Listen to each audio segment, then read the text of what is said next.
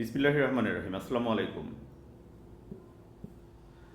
আজকের আয়োজনে থাকছে মাদকদ্রব্য নিয়ন্ত্রণ অধিদপ্তরে আসা কয়েকটি বাংলা প্রশ্ন। আপনারা পুরো আয়োজনটি মন দিয়ে দেখতে থাকুন। বাগধারার অর্থ নির্ণয় করো। বাগধারার অর্থ নির্ণয় করো হচ্ছে অকাল কুষ্মাণ্ড। অকাল কুষ্মাণ্ড বাগধারাটির অর্থ হচ্ছে অপশন ডি। চারটি অপশনের মধ্যে হচ্ছে অপশন ডি হচ্ছে অপদার্থ হচ্ছে অকাল কুষ্মাণ্ড বাগধারার অর্থ। 22 নম্বর প্রশ্ন, স্বাধীনতা তুমি। স্বাধীনতা তুমি কবিতাটির রচয়িতাকে।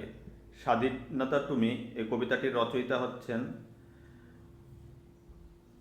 স্বাধীনতা তুমি। চারটি অপশন আছে, দেখুন।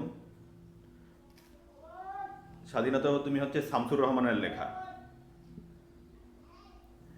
শামসুর রহমানের আরও কয়েকটি গুরুত্বপূর্ণ কবিতা হচ্ছে বর্ণমালা, আমার দুঃখিনী বর্ণমালা,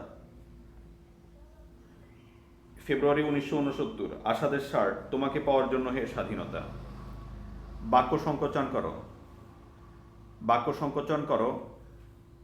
যা সহজে ভেঙে যায়। যা সহজে ভেঙে যায় তা হচ্ছে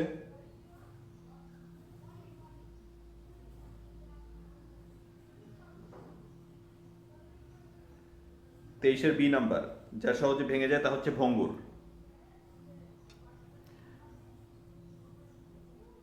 এখানে দেখুন, যা সহজে ভেঙে যায় তা হচ্ছে ভঙ্গুর। চিন্ময় শব্দের অর্থ হচ্ছে চিৎস্বর, জ্ঞানময় বা চৈতন্য স্বরূপ। আর মৃন্ময় শব্দ হচ্ছে মাটির তৈরি। চিন্ময়, মৃন্ময়। নিচের কোনটি বিদেশি শব্দ? কোনটি বিদেশি শব্দ? চারটি অপশন আছে। চারটি অপশন আছে হচ্ছে ডাগর, হায়াত, হাত, কুলা। আর পঞ্চম হচ্ছে কোনোটিই নয়।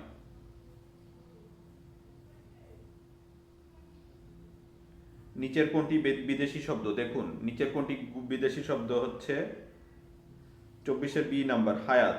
হায়াত হচ্ছে একটি বিদেশি শব্দ। হায়াত, হায়াত শব্দটা হচ্ছে আরবি শব্দ। হায়াত শব্দের অর্থ হচ্ছে জীবনকাল। এখানে অন্যান্য অপশনগুলো দেখেন, হাত হচ্ছে তদ্ভব শব্দ, আর কুলা, ডাগর এ দুটা হচ্ছে দেশি শব্দ। সুতরাং হায়াত হচ্ছে আরবি শব্দ। হায়াত হচ্ছে আয়ু বা জীবনকাল। পরকাল, পরকালের বিপরীত শব্দ কি? পরকালের বিপরীত শব্দ হচ্ছে 25 নম্বর প্রশ্ন। পরকালের বিপরীত শব্দ হচ্ছে ইহকাল। এ নাম্বার, ইহকাল হচ্ছে সঠিক উত্তর। অন্যান্য বিপরীতার্থ সব পরকাল, ইহকাল। একালের বিপরীত শব্দ হচ্ছে সেকাল।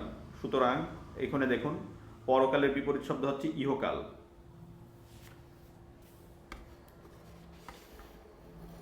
পরের প্রশ্নে যাচ্ছি।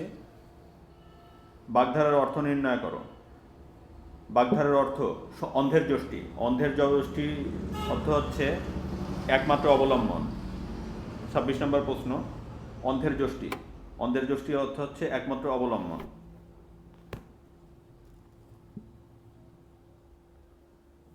বাংলা গদ্যের জনককে।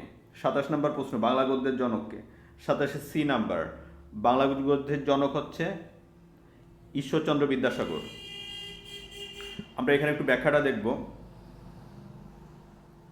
বাংলা গদ্যের জনক হচ্ছেন, বাংলা গদ্য এবং বাংলা গদ্যের প্রথম জ্যোতিচিহ্ন ব্যবহারকারী হচ্ছেন ঈশ্বরচন্দ্র বিদ্যাসাগর।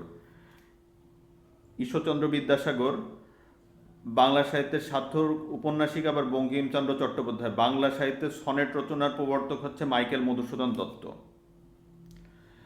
নিচের কোনটি অল্প প্রাণধ্বনি?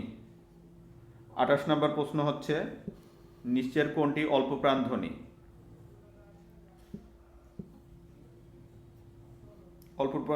আমরা জানি অল্প প্রাণধ্বনিগুলো হচ্ছে ক, গ, প, ব।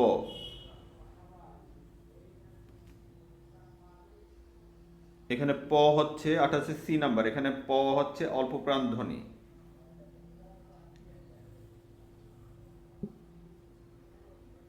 যে ধ্বনি উচ্চারণের সময় নিঃশ্বাস জোরে সংযোজিত হয় না,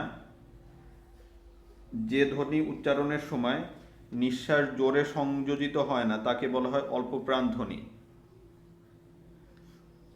সে ধ্বনিগুলোকে অল্প প্রাণধ্বনি বলা হয়ে থাকে।